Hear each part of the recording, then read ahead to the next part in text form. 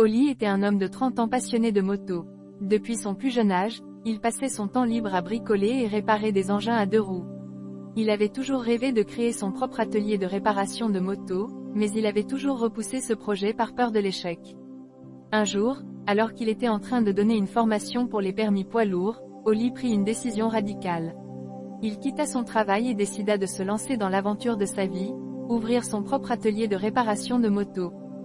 C'est ainsi qu'il se retrouva à la recherche d'un local pour son atelier. Il passa des heures à parcourir les petites annonces et les sites internet, mais rien ne semblait correspondre à ses attentes.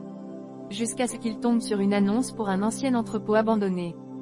Curieux, Oli se rendit sur place pour visiter les lieux. Lorsqu'il entra dans l'entrepôt, il fut immédiatement frappé par l'atmosphère mystérieuse qui y régnait.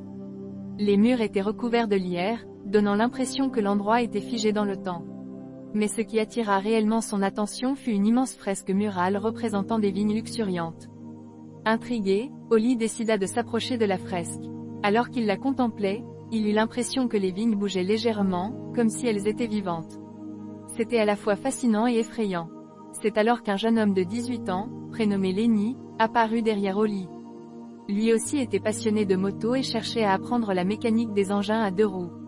Il avait entendu parler de l'ouverture prochaine de l'atelier d'Oli et avait décidé de venir lui proposer ses services en tant qu'apprenti.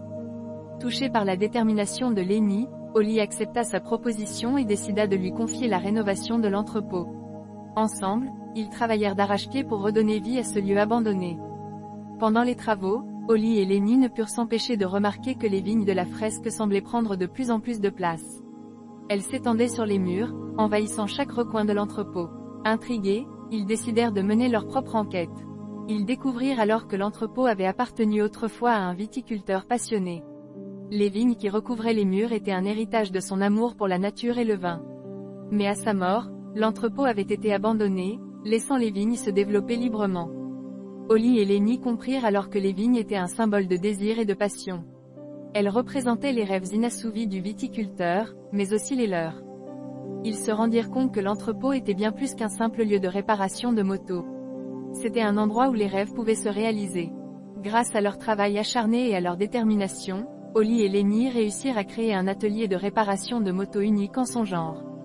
Les vignes continuèrent de croître, mais au lieu de les étouffer, elles devinrent le symbole de la réalisation de leurs rêves. Aujourd'hui, l'atelier Les Vignes du Désir est devenu un lieu emblématique pour tous les passionnés de moto de la région. Les clients viennent de loin pour admirer les vignes qui recouvrent les murs et pour bénéficier des talents d'Oli et de Lenny. L'histoire de Les Vignes du Désir est devenue une légende dans le monde de la moto. Elle rappelle à tous ceux qui la connaissent que les rêves peuvent devenir réalité, à condition d'y croire et de travailler dur pour les atteindre.